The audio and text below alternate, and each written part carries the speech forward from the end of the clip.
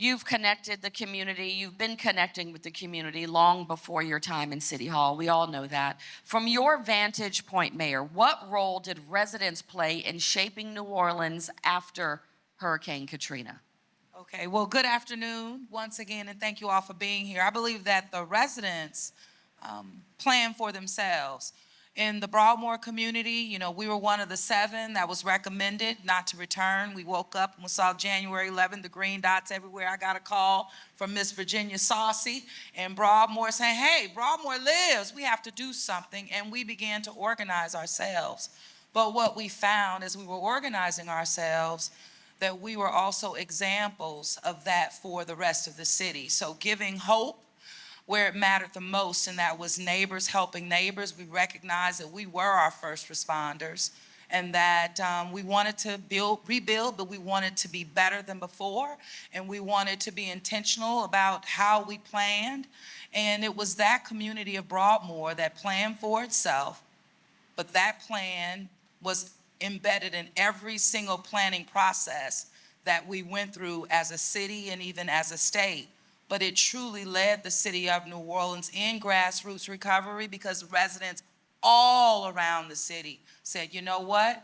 We're the world's greatest experts on where we live. Remember that, Hal? Yeah.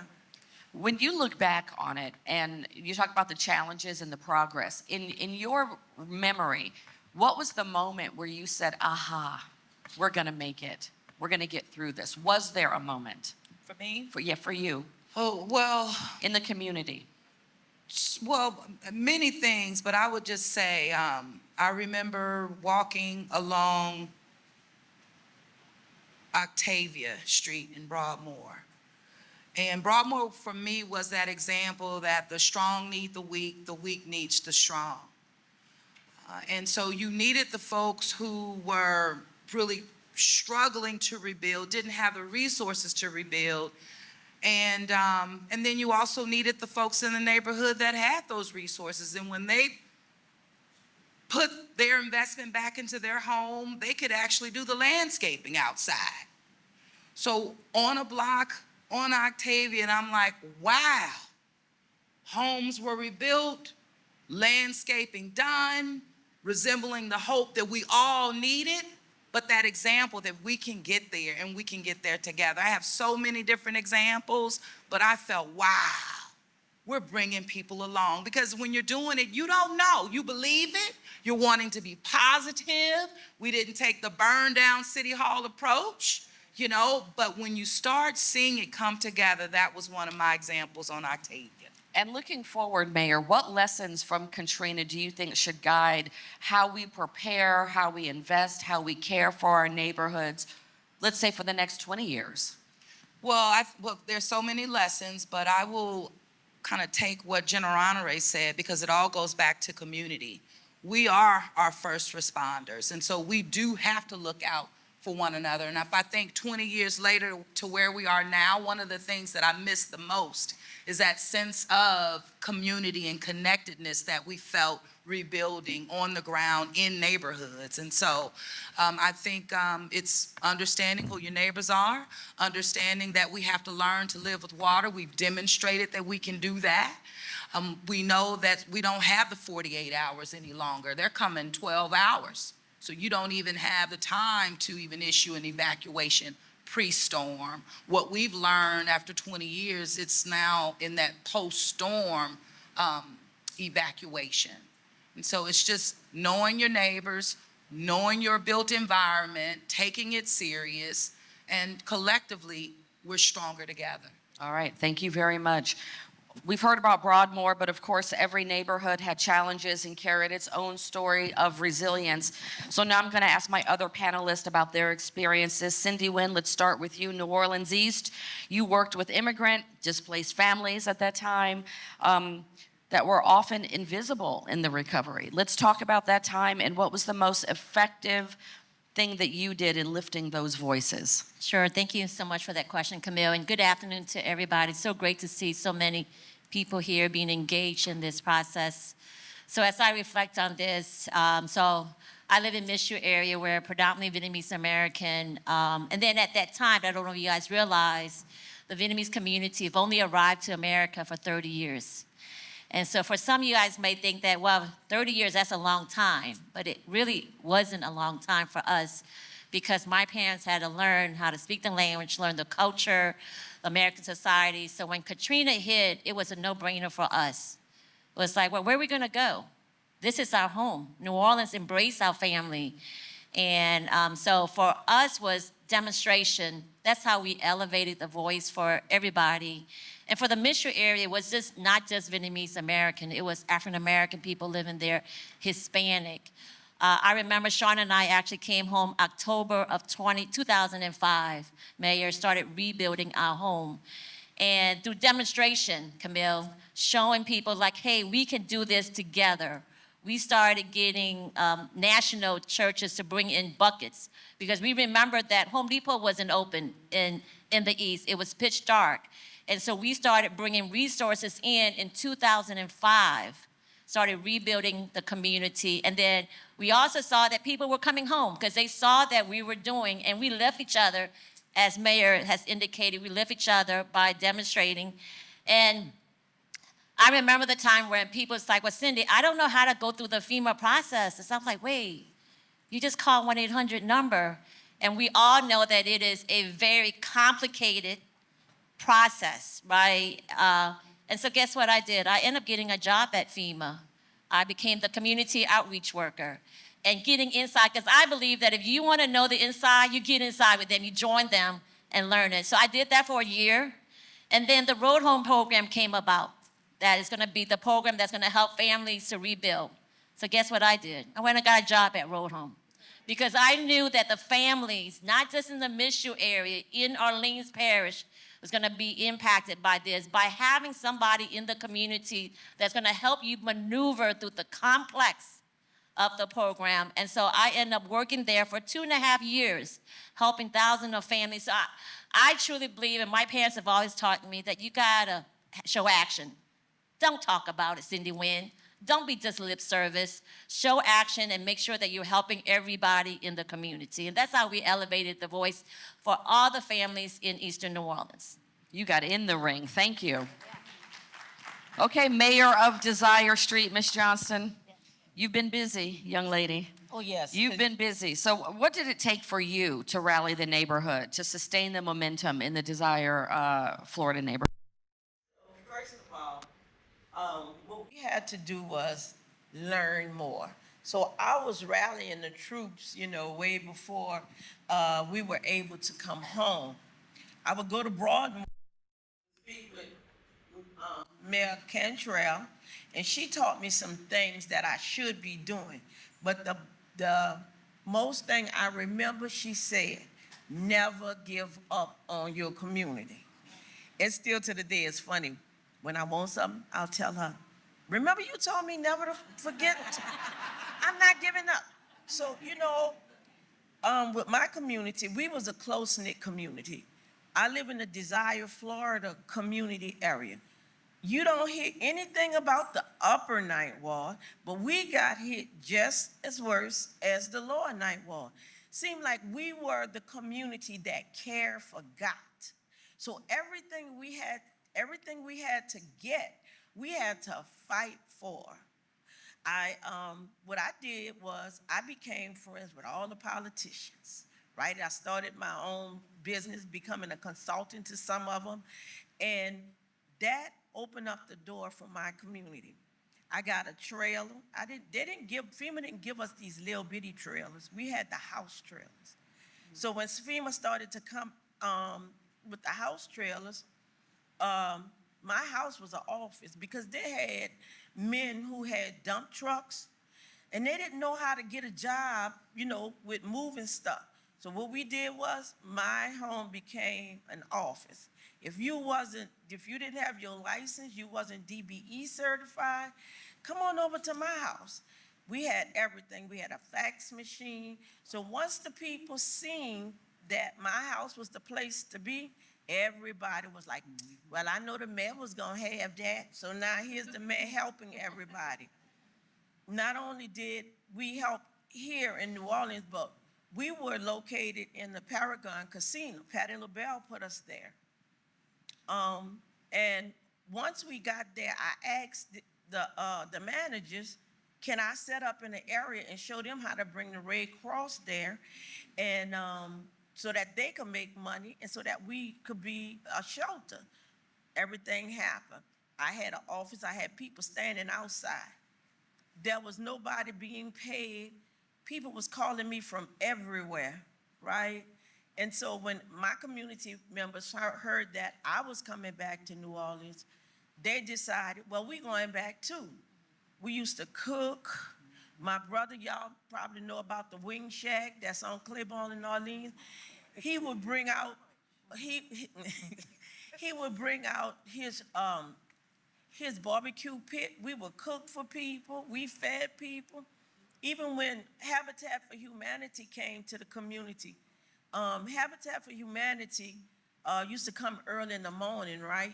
And they would fill up these water buckets for people who volunteer to drink out of it. Well, if the water was green coming out of my faucet, well, we can't do that.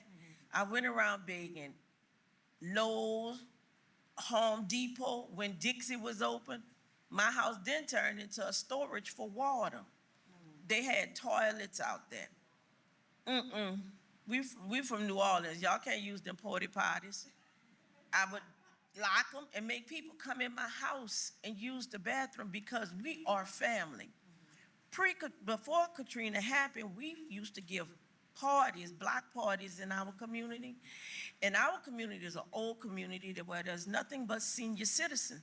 So we would make them sign their name, their phone number, their address, because you know everybody had house phones during that time. Yeah. Nobody really had a cell phone. So that in the event something happened, we knew where they were at. Fifth District told me if I break in Lockett School one more time, I was going to jail. So we were moving people from in the community to Lockett School, in the community to a building that should have been a community center in our community. This is where all your jazz greats got their start at, which was the old Club Desire. Camille knew about that because we done been outside many nights doing news reports on it, right? You put me on blast? What are we doing here? Stick to the script, Mayor. Stick to the script. So with that, my community just started coming back. Like I said, we was the community that CARE seemed to have forgotten. The only person that took us serious, the only person was LaToya, Mayor LaToya Cantrell. We were trying to do something to show the community that, hey, look, we back. We've been begging for this community center. One of her staff members came and he told us about the community center. We used to have people come out, but by them being old, they don't like coming out at nighttime. Guess what? We got that community center. $4.5 million community center, and we've been building ever since. We're getting more and more our senior citizens back, and more things are going on for us. So, yeah, that's what we did to bring everybody back. You did the thing. Thank you. Timbaland Sams, you have built civic networks across neighborhoods. Let's talk about the dangers that communities face when there is no recovery planning. So, good afternoon. It's so good to see so many great faces I haven't seen in 20 years, it seems like. The dangers. So, you've heard like each of the neighborhood leaders talk about their recovery efforts and what they experience trying to help their neighborhoods return. When there is no, I guess you would say, first responders to respond to the needs, you start seeing what we're seeing now, right? You see these gaps. In New Orleans neighborhoods are cultural enclaves. You heard Ms. Doyle talk about like the family, the close-knit. That was the neighborhoods. And when we didn't have those types of connection, the social fabric, it was a hole that was broken into. We started seeing things fall through the crack. We started seeing neighborhoods that did not have the connections that they needed to have. They didn't have a LaToya. They didn't have a Cindy. They didn't have a Marguerite. And so they were left in the dark. The role that NPN played, which was Neighborhoods Partnership Network, was trying to be the intermediary to fill those holes. I'll give you an example. New Orleans East. New Orleans East is vast, it's huge. But I always like to break the East up into like 3 sections. The beginning section, which was the Malia neighborhood, the Rosedale, close to Downman, they didn't have what I would call the neighborhood superstar at the time. And they felt lost. We came in to pick them up as a neighborhood intermediary and say, you can do this. We introduced them to different neighborhood leaders and said, you can follow their lead. Those are the dangers that happen when they don't have any kind of connection, when they don't have political connections or family relatives that actually could do some of the things that these people talked about that's the danger we have. Thank you very much. And Dr. Gershanik, were you one of the first physicians to come back? Yeah. You were? Were you the first? No, there's a handful. So first and foremost, I'll say that just to go to community first, the people who care for one another is one's community. So I just happen to be a doctor who's also a native of New Orleans. My parents immigrated here, and I think the essence of being a New Orleanian is one thing, because I think the greatest asset we have is a sense of community that we have. And so I came in on September 3rd, after everyone had already evacuated. We picked up, and it was interesting because our health department was departed, our State Department wasn't around, federally things were being designated, and the EMS people who were coming in were from around the country. They had no clue where they were going. So I was on the EMS unit the morning of the 3rd, and they didn't know where they were going. They didn't know how to get into New Orleans because we didn't have the information. And we picked up the last 7 people from the Causeway and brought them to the airport, where we were the busiest airport in the country. I was just watching video that I didn't look at for 20 years this morning, seeing that.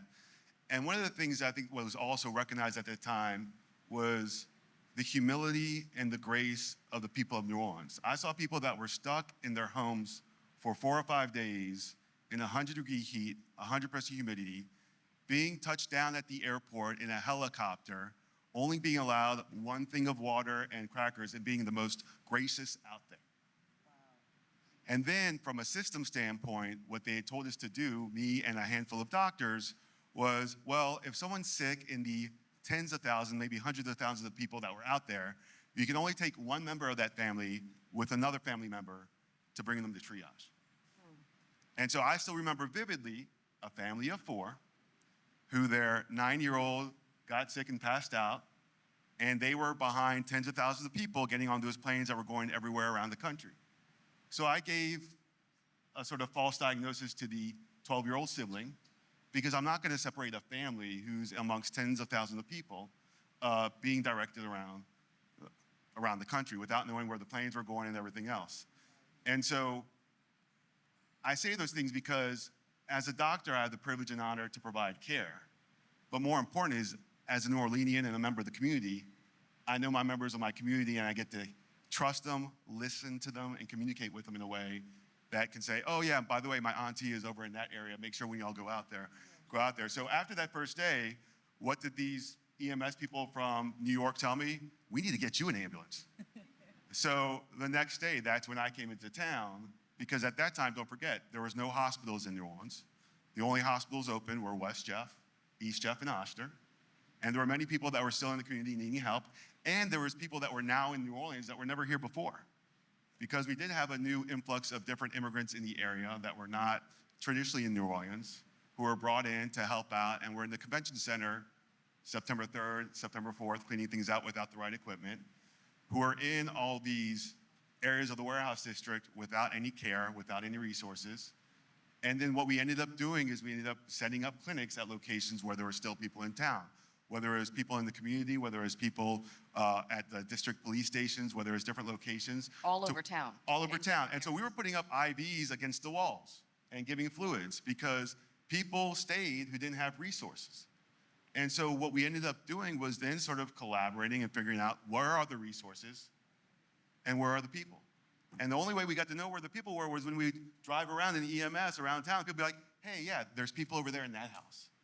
And so you start seeing people who didn't have what are now called social determinants of health, but things that we've known for ages that communities have done of providing food, housing, security, the basics that they need, and being there to provide them whatever additional resources they had. And I'll tell you, one of the amazing things with a lot of the doctors in the community is there used to be an HIV/AIDS infectious disease clinic at Charity. And LSU and Tulane would work together there. And there's a couple of folks who were in Baton Rouge, and they knew their patients so well that they would be in Baton Rouge, figure out where their patients were, bring all their medications to their patients, and then go back to Baton Rouge every day. And so there's millions of stories like that that are untold. I don't know why I'm on stage today because I just feel humbled to be up here. But I just want to also represent the unsung heroes that are throughout the community that were endlessly doing what they could do for their community and helping each other out. Yeah. Well, and that's why we're here. It was a community effort. It was a community effort, and you included. So we're happy to have you here. I want to sort of have a open discussion, so pitch in or come in, chime in where you feel the need. But looking ahead, how do we ensure that the same spirit of community leadership continues as we move forward?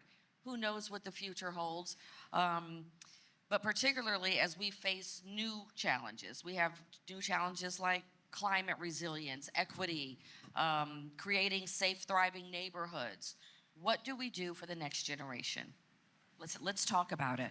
I'll just say on the front end of it and looking at Tim and understanding the role that the neighborhood partnership network played and me being a board member when it was formed. Yep, but NPN is what we call now the Office of Neighborhood Engagement. But it started at the grassroots community level that was then and has been embedded in city government. And what they do today is offer civic leadership engagement courses for the community. And it is remarkable to see the amount of residents that continuously show up and participate year after year, but learning how government works, learning how they can be an asset to their community at any given moment, whether it's a weather event or crises that we didn't know was coming our way. But I think that the work here, we can see how it's reflected in the work that's happening now that would help and should help shepherd the next 20 years, build civic leaders. It doesn't happen without community and the people who live in neighborhoods. You gotta care.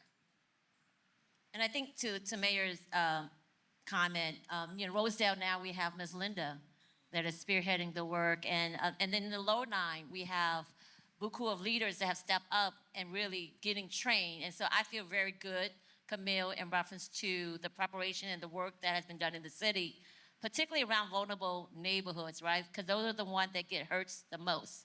But appreciate the work, Timlin on NPP, because I remember that work and really helping mobilize more leaders in our community to step up, because it is not an easy task. Many times you kind of feel like you're up there by yourself, right? But we're not.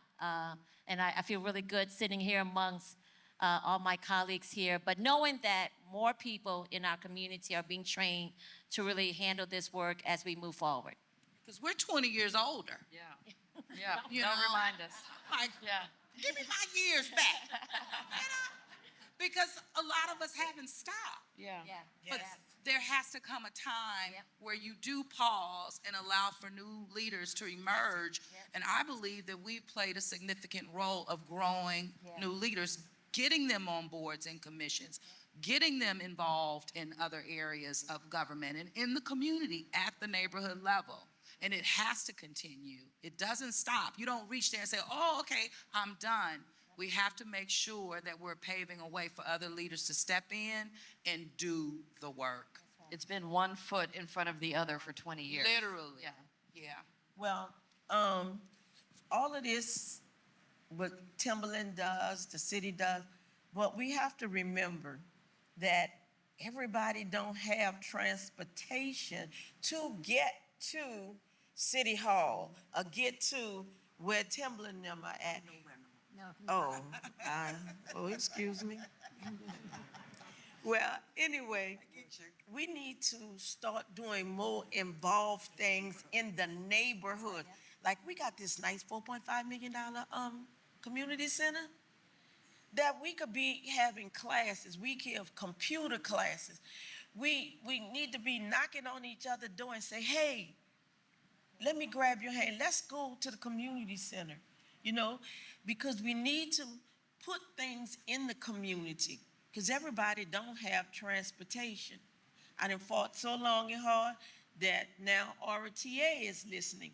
But I have to text everybody with my phone that have a phone and say, hey, every bus stop now is an emergency bus stop. You just got to go to the bus stop and the bus will stop and pick you up. We got to get information to the people. Everybody don't have cable like they said. Everybody don't have phones, or some of the seniors don't know how to use their phone. We, as the people, have to go to the community. So one of the things that I consistently hear and think about is that we have historically looked at civic engagement or community engagement as a stop and start process. You sign up, you come to a meeting, you do this, you do that. When in actuality, engagement is a continuum. And people get involved at different places and at different times, right? And so in order for us to have this consistent continuum, we have to create that continuum to keep going. We have to create a space where young people will always be welcome to the table. We have to build the capacity of those persons who may not understand and may not know what to do, when to do it, how to show up and do it. We have to do that, and that's the gaps that we're closing. That's the dangers. When you talk about the dangers, that's the danger we have. When we don't have folks who can fill gaps, we're in trouble, right? When we don't have folks that don't have capacity, we're in trouble. And the thing that saved a lot of neighborhoods was they had folk who knew how to do something. You fixed your house, but you know how to do landscaping. Get out there and do some landscaping. Or you have a contact at Home Depot. And so what intermediaries like MPN, and there's others that exist now. MPN doesn't exist in the same way it did 20 years ago. But there's other intermediaries who should be trying to pull folks together. New Orleans neighbors had never gone to the 9th Ward. I never forgot when I brought a group of folks from uptown to Miss You. They had lived in the city of New Orleans for 20 years and had never gone on the West Bank. We have to know the city of New Orleans and where the needs are in the city. And to go to care, because historically, how is care provided to people? Come to the hospital. Well, if you can't get to the hospital, if you don't have the transportation, what was nice to see during Katrina was while the hospitals were gone, people were going to the community. So we had community health vans. The Children's Health Fund gave us 2 vans. And so we would ask the community, hey, where do we need to be? At what time? Because also some people have jobs, amazing enough. They can't come to 9 to 5 to the hospital. So how do you make sure that you also go to the community where they feel more trusted? Because sometimes also don't trust the hospital for good reasons sometimes. Sometimes you have to make sure that you listen to your community. And so we would go during post-Katrina and beyond. We've done clinics at churches. We've done clinics at different community residences just to make sure that you build and expand on that trust that you should have when you give care, so that you also listen to the community and so that you build that broader sense of community, because then everyone can sort of support each other. And so care, historically, you're going to the hospital. But what are the things that we learned post-Katrina that we've known forever? Not just that people need care at where they are, because elderly also can't get there. People with ableism issues can't get there. People without cars can't get there. Sometimes the transportation isn't the best.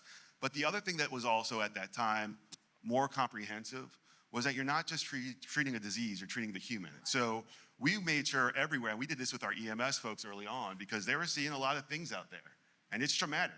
I'm here 20 years post-Katrina, and I'm getting some little like PTSD about like things that happened back then.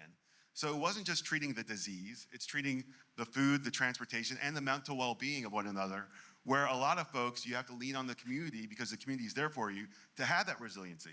You're not gonna have someone from the outside come in and be like, oh, how you doing? You wanna have your neighbors being the ones there to support you in the way that you can communicate, in the language you can communicate, and the way that feels protected and safe. And the children, that's a whole nother panel. That's a whole nother panel. Okay, questions from the audience, if you have them, raise them so that we can pick them up. While we do that, I'm just gonna do a quick round robin with you guys, if you will. If you had one word or phrase to describe the spirit of the city 20 years later, what would it be and why? Dr. Gershanik. Gumbo. Because there's so many of us in this community that are in this bowl of New Orleans, but we're together because of that roux that brings us together and connects us. Madam Mayor? I would say just courageous, not afraid to continue to keep going. In spite of any negative thoughts or expectations, you just have the courage, you keep going, and you demonstrate that you can get things done. And I think New Orleans has done that very well. 20 years later, I'm hearing you talking about the health in terms of public health and community-centered. But when you think about all of the community health clinics now throughout the city of New Orleans, I know the one that we started in Broad and Washington, still helping our people. And then you think about the city right now, every mother that gives birth to a baby, within that week, you go home, you have that registered nurse visiting that family in New Orleans today and stays with them for over 12 weeks. Like, that's a big deal. You're in a city now where our people have passed a millage for early learning seats for 0 to 3, 20-year millage. That's huge. So I see progress. So to add to the gumbo, determination. Yes. We were determined not to be green space, right? And so we continue to work and stay focused on what we need to do despite the lack of resources in our community. I would say, love where you live. I have a saying that I love where I live, the 9th Ward, and I live where I love, New Orleans. If we just put back that family that we used to have, we knew Sister so-and-so down the street. We knew everybody in the community. Let's learn. We just have to learn to love each other again.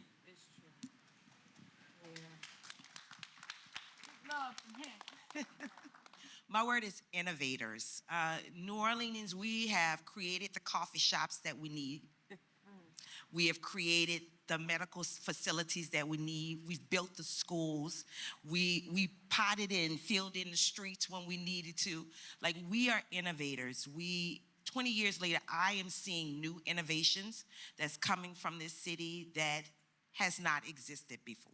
Some of the most creative minds live in this city. Okay, question from the audience. You guys can chime in as necessary. Do we have a solid community-based plan to rebuild after the next hurricane or pandemic? How often will or is that plan refreshed?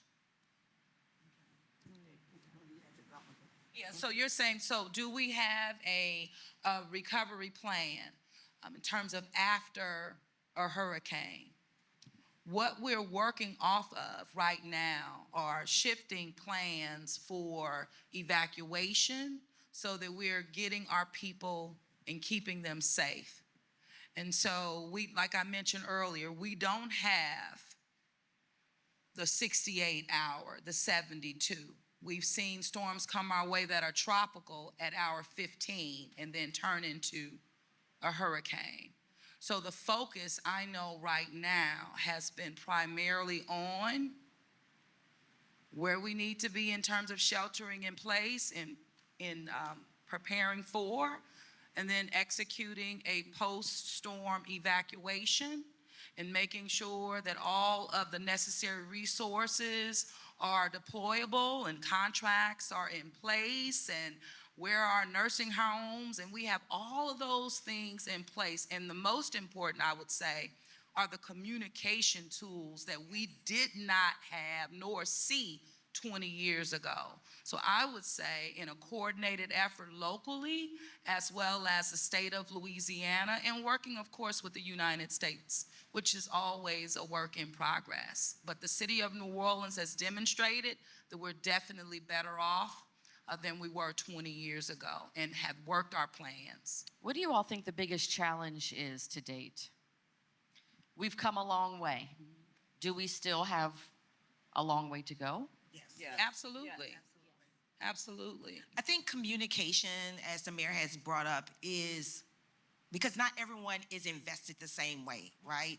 And so one of the things that we've tried several times is the block captain method.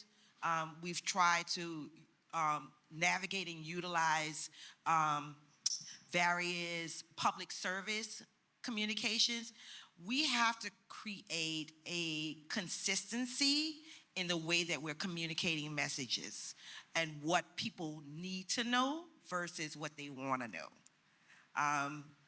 Yeah, I think that we get stuck sometimes on, we talk about transparency in this way of just needing to know everything, but not everything is needed to be known. Sometimes we just need to get the information that is permanent to our communities in that area. Well, and I think what's been very helpful too, and the public has said that the number one trusted tool that the city of New Orleans utilizes is its NOLA Ready. And so it is a communication tool that the public truly does respond to and in real time with real information. And I know that that has set us up for success for the future because it all goes back to communication. And then, of course, after any type of tragedy in terms of recovery and plans, you have to look at the existing conditions of that time also and work with community to plan for itself. But I believe we have roadmaps in place. And let me tell you, you still have that Broadmoor plan being taught at the Kennedy School of Government relative to post-disaster recovery, and you have to work the plan. And I was going to say, in addition to communication and collaboration, one of the things that one of my colleagues used to say around innovation is getting different people around the table to look at the problems with different lenses, because that's true innovation. The more people we have looking at the potential obstacles is how we can sort of get the answer together and collaborate and communicate in a way, pushing forward. And just on that note, so we saw after Ida where a number of our senior citizens passed away, and because we didn't know that they were at the apartment. And so I remember serving on the city council, we passed an ordinance requesting that the senior apartment provide the city a list of individuals that are be staying at the apartment or they're leaving. And as there's a plan, but we also need people to follow and assist the city to make sure they provide that information so we'll know who is staying back and who has left. Because I remember after Ida, we had a few residents that passed away in District E, and it was heartbreaking to find out that they were there and we had no idea. And so even though the city has a plan, but we as citizens also got to make sure that we're responding to that plan and working with the city on it as well. And one other thing that I found that we need to do, we need to work with churches more. Because you have to remember that in every church that you go to, they have announcements. And they can reach the community quicker than we can. Because before Hurricane Katrina, the first thing people used to do was, when they having a problem, where would they go? To the church. You know, we have to work closer with the church. I can tell you there's 37 churches in my community. And in them 37 churches, I know every minister, I know every service. We have to be more involved. Even when people seem that they don't want you involved, we have to be more involved with people these days. Yeah. Compassion. Yes. Yeah. And then you talk about churches, and one of the things I think that we should all be mindful of in terms of preparing is knowing now that we have our lighthouses, which are churches in key areas in the community throughout the city that will be that light of resource and hope to our residents post-storm. And Can that's the- happening right now. Can the lighthouse come to the night wall? Yes. Okay, well, connect me to them because I've been trying to get them. They ignores me. There she goes. They don't know who they're dealing with. Yes. Where's Pastor Manning? Yeah. No, Pastor Manning is up in Broadmoor. Okay. I say No, the no, night no. wall. I know. Pastor Manning spearheaded lighthouses with the faith community in New Orleans. So we're gonna do that. Well, y'all come on Keep down to working. the upper night wall. Keep working. Y'all always looking over us. Come on, Okay, we're gonna wrap this thing up. let's talk Whoop. about it. We're gonna rein it in.